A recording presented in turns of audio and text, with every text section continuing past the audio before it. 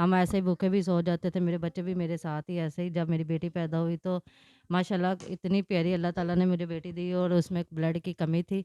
हम उसे children hospital ले गए तो उसकी उस उधर ही जाके हॉस्पिटल में ही उसकी डेथ हो गई।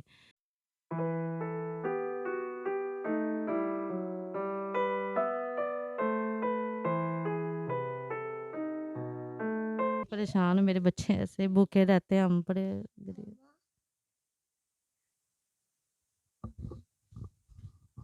बस ठीक है। कोई बात नहीं, कोई बात ताज़ा तरीन अपलोड्स की नोटिफिकेशन हासिल करने के लिए हमारे चैनल को सब्सक्राइब करें और साथ में दिए गए घंटी के निशान को दबाना ना भूलें। अस्सलाम वालेकुम नाज़रीन, मैं हूं आपका मेज़बान अहमद गौहर और आप देख रहे हैं पीसफुल पाकिस्तान। नाज़रीन, इस वक्त मैं एक ऐसी फैमिली के पास मौजूद हूं, जिसके जहां पे आप ये कह सकते हैं कि इंतहाई परेशान फैमिली है। और 2 दिन से इन्होंने उनके बच्चों ने खाना भी नहीं खाया। बच्चे जब मैं यहाँ पहुँचा तो रो रहे थे भूख की वजह से।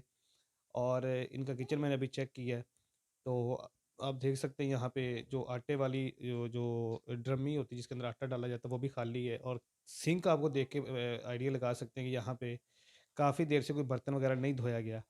और चूल्हे से आइडिया लगा सकते हैं यहाँ पे कोई चीज़ अभी मतलब नहीं पकी। जबकि नॉर्मल घरों में हर घंटे बाद या 2 घंटे बाद, या हम ये कहें कि बच्चों वाले घर में हर 3 घंटे बाद कोई ना कोई चीज़ बनती रहती है, बर्तन धुलते रहते हैं और सारे मामलात होते हैं। लेकिन यहाँ पे ऐसा कोई नहीं है। तो इस फैमिली के साथ क्या हुआ है? क्या मामलात इनके इनकी ज़ुबानी सुनते हैं। अस्सलाम वालेकुम जी।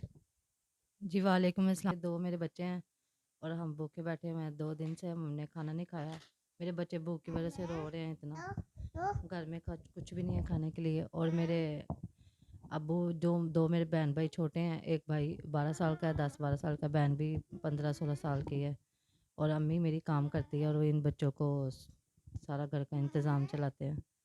मेरे हस्बैंड रंग का काम करते हैं, 2-4 महीनों से इनका कारोबार ही नहीं भाई। कभी लग जाती है दिहाड़ी, कभी नहीं लग जाती। जब नहीं लगती तो ऐसे ही हम, मेरे बच्चे भी और हम भी ऐसे ही भूखे सो जाते हैं। और ये हमारा किराए पे घर है, हमें किराए वाले भी, मालिक मकान भी हमें कहते हैं घर खाली करो, घर खाली करो। हम किधर जाए? ना मेरी सास है, ना मेरा ससुर है, और मेरी अम्मी अब्बू बीमार है। तो हम बहुत ज़्यादा परेशान हैं, प्लीज़ हमारी मदद कीजिए।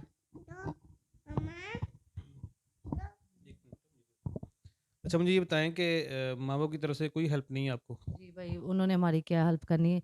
वो तो खुद हेल्प के लायक है, उनको खुद हेल्प की ज़रूरत है। मेरे बाप की इतनी महँगी दवाई है, उनकी दिमाग की नस भी नहीं काम करती, वो कुछ ऐसे करते हैं काम।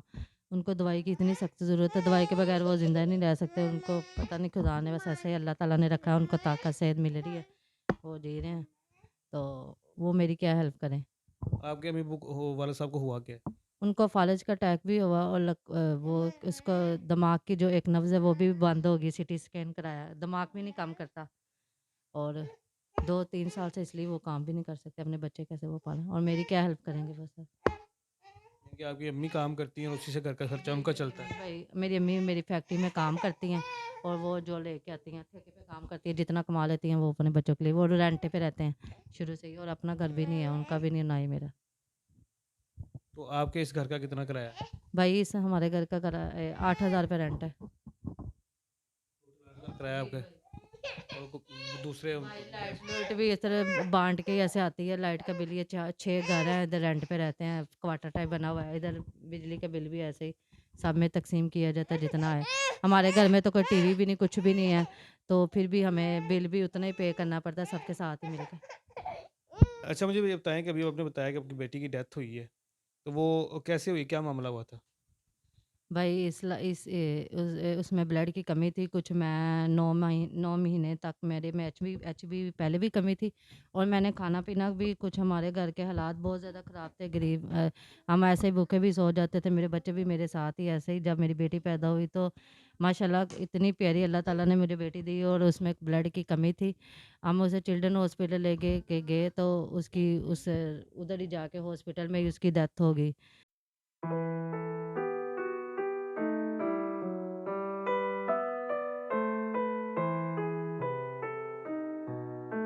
परेशान हूँ, मेरे बच्चे ऐसे भूखे रहते हैं, हम बड़े गरीब।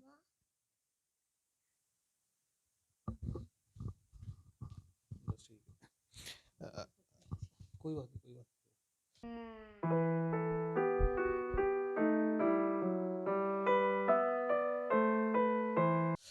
अच्छा, मुझे ये बताइएगा कि अभी के लिए तो जितना हो सकता है हम भी कर देंगे, और जो दोस्त यहाँ पे देख रहे हैं वीडियो आपकी वो भी कर देंगे।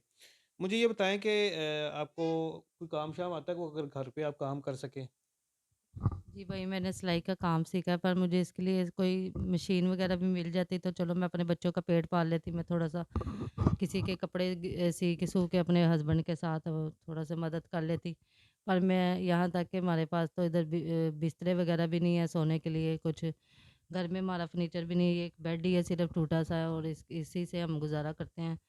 तो भाई हमें मेरे पास मशीन आ जाए तो चलो मैं अपने बच्चों का पेट पाल लूँगी इसके साथ, और मैंने पार्लर का भी कुछ काम सीखा हुआ है। चलो इसके लिए भी मेरे पास वसाइल नहीं है कि मैं इसको कर सकूँ।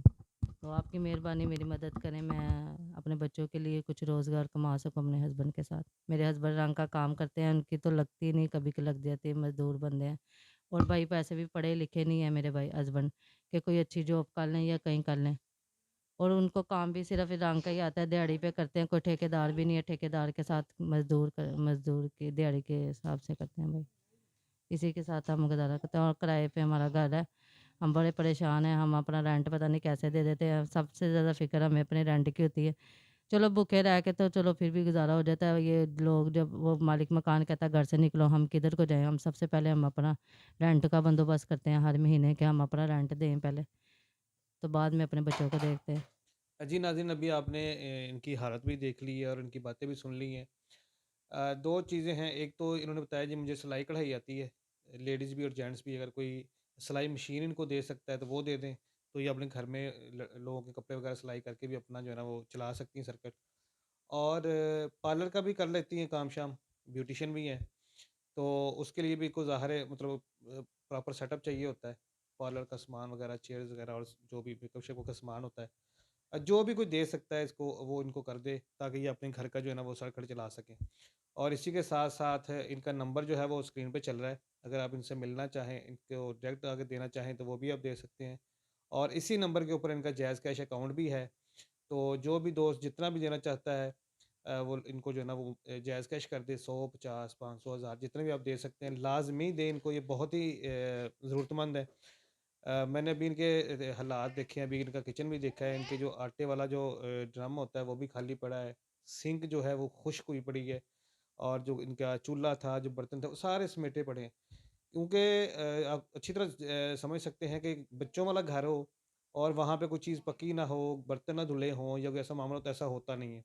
लेकिन ये इनकी हालत ज़ार बता रही है कि यहाँ पे काफ़ी देर से ना कुछ बनाया गया है, ना कोई बर्तन धोया गया है, और ना ही इनके पास खाने के लिए अभी कुछ है। और बकाया जो हालात हैं वो आपके सामने है। बेड है यहाँ जिसके ऊपर मैं बैठा हूँ, इसके नीचे ईंटें लगाई गई हैं ताकि ये गिरे ना, और मैं बिल्कुल ना एंड पे बैठा हूँ ताकि ये नीचे गिर ना जाए। ठीक है? और खुद ये बच्चों के साथ ऊपर सोती हैं, हस्बैंड इनके जो है ना वो ज़मीन पे सोते हैं। तो काफ़ी ख़स्ता हालत है। तो आप सबसे रिक्वेस्ट है मेरी कि जितना हो सकता है इस इनके लिए कीजिए, ताकि ये अपने जो है ना वो मामले आगे चला सकें। इसी के साथ-साथ जैसा हमने आपको पहले बताया था कि हम हमारे जो चैनल का जो अर्निंग होती है चैनल की, उसका कुछ हिस्सा जो है हम ऐसे ज़रूरतमंद लोगों को जो है ना वो देते हैं। तो अभी हम इनके साथ कुछ कंट्रीब्यूशन करेंगे जितना हो सकता है।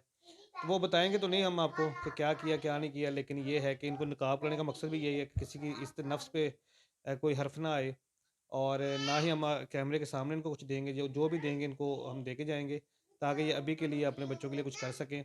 आपसे भी रिक्वेस्ट है कि जितना हो सकता है आप इनको लाज़मी दीजिएगा। इसी के साथ अपने मेज़बान अहमद गौहर को इजाज़त दीजिए और देखते रहिए पीसफुल पाकिस्तान।